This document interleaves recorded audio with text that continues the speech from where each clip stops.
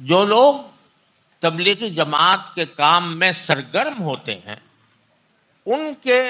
طرز عمل، ان کے طرز بیان، ان کی تقریروں، ان کے بیانات کے نتیجے میں عام لوگوں میں یہ تاثر بے انتہا پھیلا ہوا ہے کہ دین کا اگر کوئی کام ہے تو صرف وہ جماعت تبلیغ کا کام ہے۔ اگر دین منحصر ہے اسی خاص طریقہ تبلیغ میں، جس میں کوئی آدمی روزہ لگائے، کوئی آدمی چلہ لگائے، کوئی آدمی 4 مہینے لگائے، کوئی آدمی سال لگائے، جو یہ کام نہیں کرتا وہ دین سے ناواقف ہے، دین پر عمل کرنے والا نہیں ہے، اور دین کے جتنے دوسرے کام ہو رہے ہیں وہ سمجھو کہ بیکار ہو رہے ہیں۔ بعض اوقات تو یہ تاثر ہو جاتا ہے کہ وہ بیکار ہو رہے ہیں، یا دین کی صحیح سمجھ نہیں رکھتے، یا دین کے صحیح طریقہ کو پر عمل کرنے والے نہیں ہیں، لہذا وہ غیر ہیں، وہ دور ہیں۔ اپنا وہ ہے جو تبلیغ جماعت میں ہے، جو تبلیغ جماعت میں چلے لگاتا ہے، جو سیروزے لگاتا ہے، جو اس خاص گشت میں شامل ہوتا ہے، خاص طریقہ کار سے شامل ہوتا ہے، وہ اپنا ہے۔ دوسرا جو ہے وہ بیچارہ بس اس قابل تو ہے کہ اس کو سلام کر لیا جائے اور اس سے ملاقات کر لی جائے، اس کی اکرام مسلم کے تحت اس کی کچھ عزت کر لی جائے، لیکن وہ دین کا صحیح علمبردار نہیں ہو سکتا، وہ دین کے اوپر صحیح عمل کرنے والا نہیں ہو سکتا جو اس خاص طریقے سے جماعت کے طریقے میں شامل نہ ہو اور اس میں سیروزے اور چلے نہ لگائے اور ان کے ساتھ گشت نہ کرے۔ یہ ایک تاثر ہے جو قدر پھیلا ہوا ہے کہ جس کی کوئی حد و نہایت نہیں۔ اس کے بے شمار مظاہرے میری آنکھوں نے دیکھے، اور اس کے نتیجے میں یہ مجھے اندیشہ ہے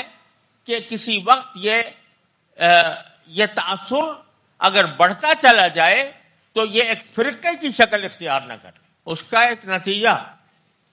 یہاں تک پہنچ گیا ہے کہ کہا جا رہا ہے کہ تبلیغ اور دعوت صرف زبان سے ہو سکتی ہے، قلم سے نہیں ہو سکتی۔ اگر کوئی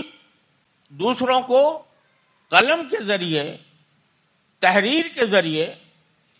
کتابوں کے ذریعے، رسائل کے ذریعے، خطوط کے ذریعے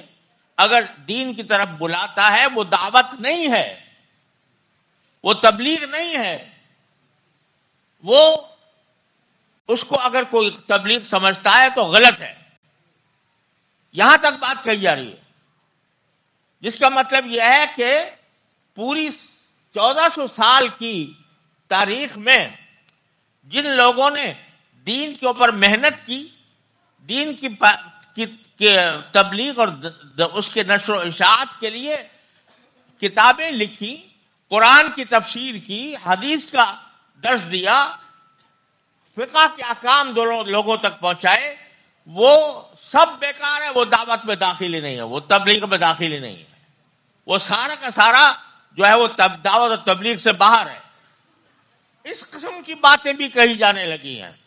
اب اگر اس کے معنی کیا ہوئے کہ یہ خاص طریقہ جو حضرت مولانا محمد الیاس صاحب رحمۃ اللہ علیہ کے قلب پر اللہ تعالیٰ نے القاء فرمایا اور وہ بڑا مفید ثابت ہوا، اس سے پہلے جو کچھ ہوا ہے وہ نہ کوئی دین کی دعوت تھی، نہ تبلیغ تھی، نہ دین کی کوئی خدمت تھی، اور خدمت دین منحصر ہے اسی خاص طریقے میں جو مقرر کر دیا گیا۔ اگر کسی خاص طریقے کو جو کسی مصلحت کے تحت دین کے کام کے لیے اختیار کیا گیا، اس کو لازم، اس کو فرض عین سمجھ لیا جائے تو وہ بدعت بن جاتا ہے۔ اسی کو بدعت کہتے ہیں۔ بدعت اس کو کہتے ہیں کہ دین میں کوئی ایسی نئی بات پیدا کی جائے کہ جس کا تصور نہ نبی کریم صلی اللہ علیہ وسلم نے پیش کیا، نہ صحابہ کرام کے زمانے میں ہوا، نہ وہاں چلہ تھا، نہ وہاں گشت تھا، نہ وہاں سروزہ تھا، لیکن اس کو لازم قرار دے لیا جائے تو وہ بدعت بن جاتا ہے۔ یہ میں آپ سے بہت دکھی دل کے ساتھ یہ بات کہہ رہا ہوں۔ میں نے خود آنکھوں سے دیکھا کہ ایک بہت بڑے عالم ایسے ہی کوئی تبلیغی اجتماع تھا، اس میں ایک کو لے گیا، وہاں پر تعارف کرایا گیا کہ